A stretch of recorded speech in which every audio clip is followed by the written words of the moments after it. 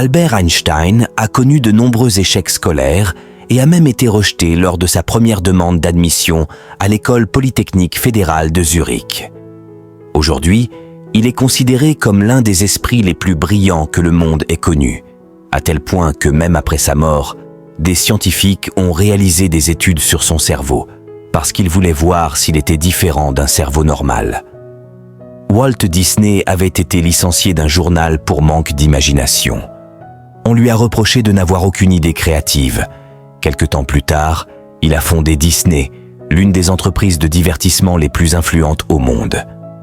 Jack Ma est quant à lui le fondateur d'Alibaba, l'une des plus grandes entreprises de vente en ligne au monde.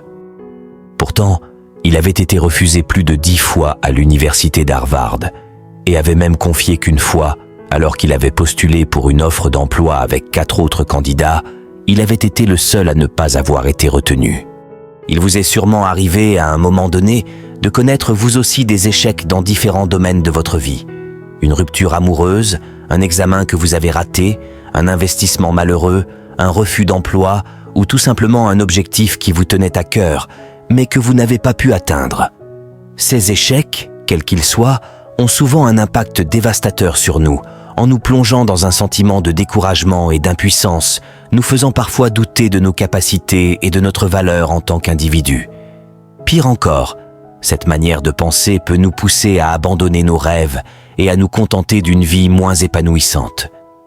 Dans cette vidéo, nous allons découvrir comment l'échec peut s'avérer être la meilleure opportunité que vous ayez pour réussir et découvrir comment, à l'instar des plus grands, vous pourrez l'utiliser à votre avantage pour changer votre vie à tout jamais. Voici alors les 5 étapes qui vous permettront de transformer n'importe quel échec en succès. Étape numéro 1. Acceptez que vous avez échoué. Il s'agit ici de la toute première étape qui vous permettra de faire de votre échec la matière première de votre réussite. Accepter l'échec, c'est reconnaître avec sincérité que vous avez échoué. Vous auriez sans doute souhaité que les événements se déroulent différemment, mais vous devez néanmoins décider d'accepter la situation d'échec telle qu'elle se présente.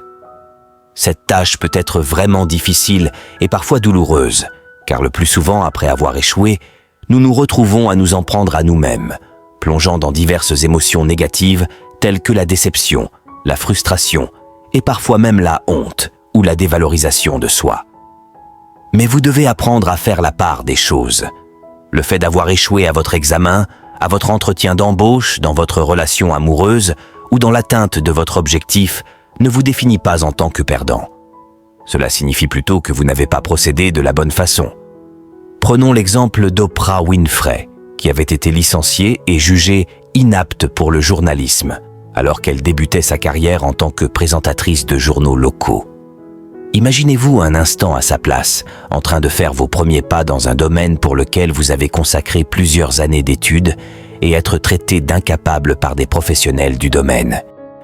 Elle aurait pu se laisser définir par cet échec, se disant qu'elle ne réussirait jamais dans sa carrière et abandonner le monde de la télévision. Cependant, elle avait compris que le problème ne venait pas d'elle, mais plutôt de ce qu'elle avait fourni comme travail. Elle a quand même accepté la situation, n'a pas abandonné ses objectifs, au point de devenir la grande animatrice d'aujourd'hui, admirée de par le monde. Souvenez-vous que chacun de nous est amené à faire face à des échecs dans sa vie, que ce soit un grand scientifique comme Thomas Edison, qui a dû tenter plusieurs fois avant d'obtenir l'ampoule électrique, ou un simple bébé qui trébuche avant de pouvoir marcher correctement.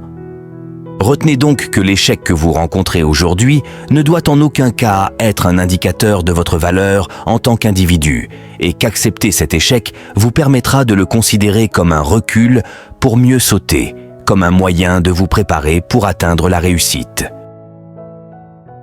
Étape numéro 2. Apprendre de votre échec. Ce qu'il y a de bien après avoir subi un échec, c'est qu'au moins vous savez à quoi vous attendre dorénavant. C'est comme lorsqu'une personne se fait arnaquer par un escroc. La prochaine fois qu'elle recevra une nouvelle proposition d'investissement, elle aura tendance à être excessivement prudente et méfiante, craignant de revivre la même expérience négative. De même, Chaque échec est une occasion d'apprendre de votre expérience passée, de tirer une leçon clé sur ce qui vous a échappé et de vous améliorer pour la prochaine fois. C'est un peu comme si la vie s'adressait à vous après avoir échoué et vous disait « Tu as procédé comme ceci et voilà comment ça s'est terminé. Essaie autrement. » Souvenez-vous que l'invention de l'ampoule électrique ne s'est pas faite en un seul essai. Souvenez-vous que pour réussir, Thomas Edison a dû échouer à de multiples reprises. Et qu'à chaque fois, il a su tirer des leçons sur ce qui n'a pas fonctionné, et au final, il a réussi. C'est dans cette optique qu'il dira d'ailleurs « Je n'ai pas échoué, j'ai seulement trouvé 10 000 moyens qui ne fonctionnaient pas. » De par cet exemple, comprenez que chaque échec que vous rencontrez sur votre route est un apprentissage, un moyen de vous perfectionner à condition de retenir la leçon derrière ces échecs. Une rupture amoureuse, par exemple, bien qu'étant une expérience douloureuse, peut s'avérer être pour vous une occasion de tirer des leçons sur la communication, la compréhension de soi ou de l'autre, ou sur l'importance de fixer des limites saines dans les relations. Échouer à un examen ou ne pas être admis dans un programme d'études désiré peut être certes décourageant, mais cela peut également motiver à développer de meilleures techniques d'études, à explorer d'autres domaines d'intérêt ou à reconnaître l'importance de la persévérance. Alors peu importe l'échec auquel vous faites face, prenez le temps de décomposer chaque élément, identifiez les points de rupture et comprenez ce qui aurait pu être fait différemment. C'est en comprenant pleinement les erreurs passées que vous vous donnez les moyens de créer une stratégie plus solide pour l'avenir, car comme l'a dit Henry Ford, l'échec n'est qu'une opportunité pour recommencer de façon plus intelligente. Étape numéro 3.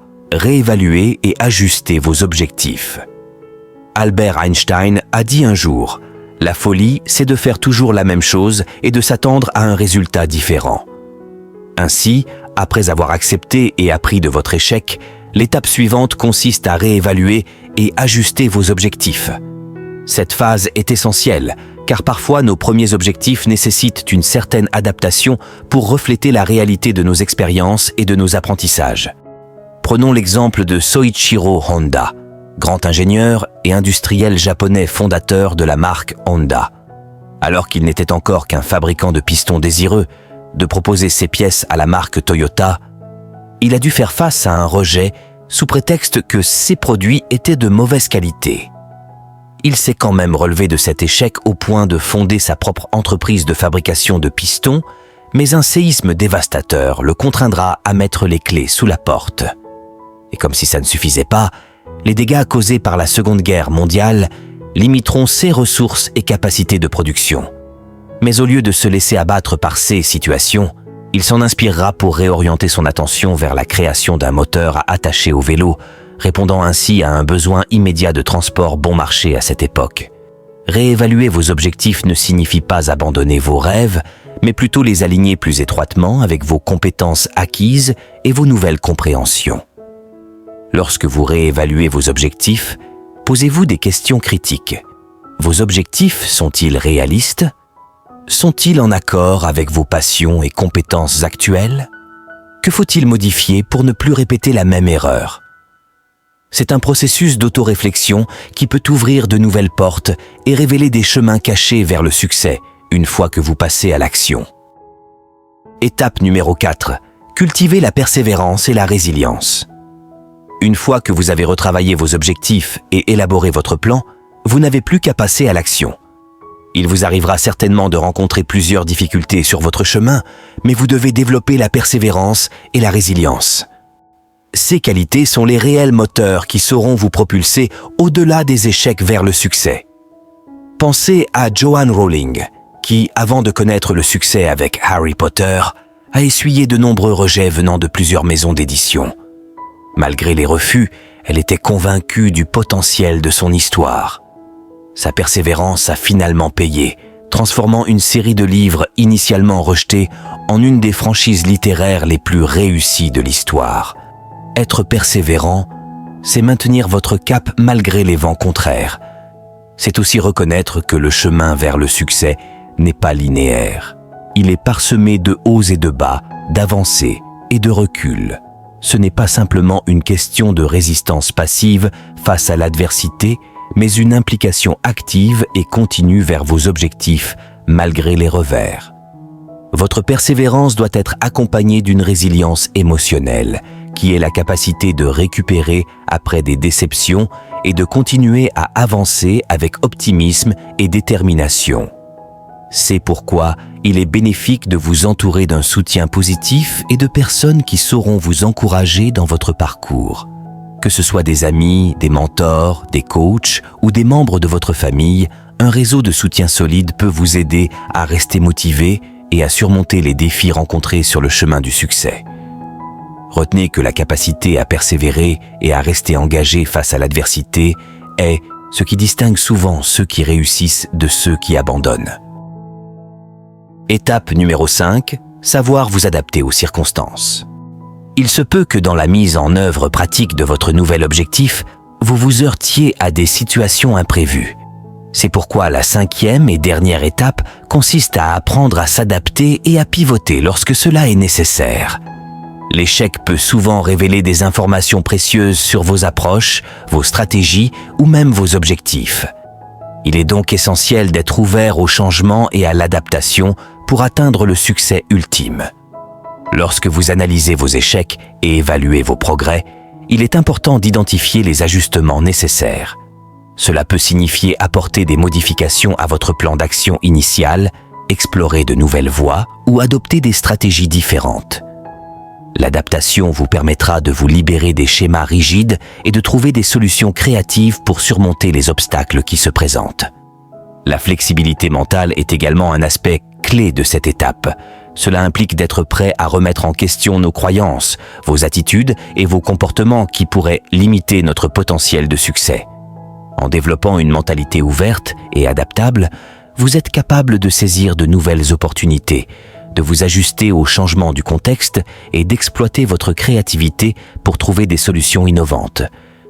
En étant ouvert et prêt à s'adapter, vous pourrez naviguer avec succès à travers les défis et les échecs en trouvant des nouvelles voies vers la réussite.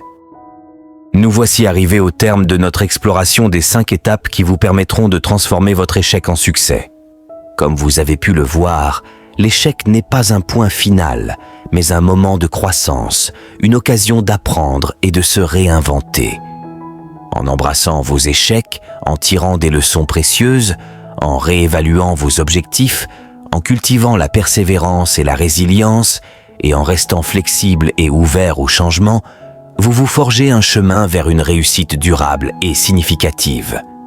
Le succès, après tout, n'est pas juste une destination, mais un voyage marqué par l'apprentissage constant, la découverte de soi et l'évolution personnelle. Alors, face aux défis et aux revers, souvenez-vous que vous avez le pouvoir de transformer chaque échec en un tremplin pour un avenir plus brillant et réussi. Votre parcours vers le succès est une histoire qui ne demande qu'à être écrite, et chaque page que vous tournez est une nouvelle opportunité pour écrire votre propre destin. Gardez la tête haute, le cœur ouvert aux apprentissages et les pieds fermement ancrés dans la poursuite de vos rêves. En fin de compte, la vraie mesure du succès n'est pas dans les triomphes que vous accumulez, mais dans la façon dont vous vous relevez après chaque chute. Le succès est votre capacité à transformer les obstacles en opportunités, les échecs en leçons et les défis en inspiration. Souvenez-vous que chaque jour offre une nouvelle chance de croître, d'évoluer et de se rapprocher un peu plus de vos objectifs.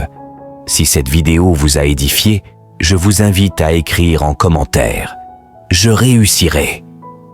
Avant de vous quitter, je vous recommande cette vidéo sur les leçons d'Épictète qui montre qu'il avait tout compris de la vie depuis 1900 ans, ou cette autre vidéo sur la sagesse de l'eau que nous pouvons tirer à travers 7 leçons de vie à appliquer au quotidien.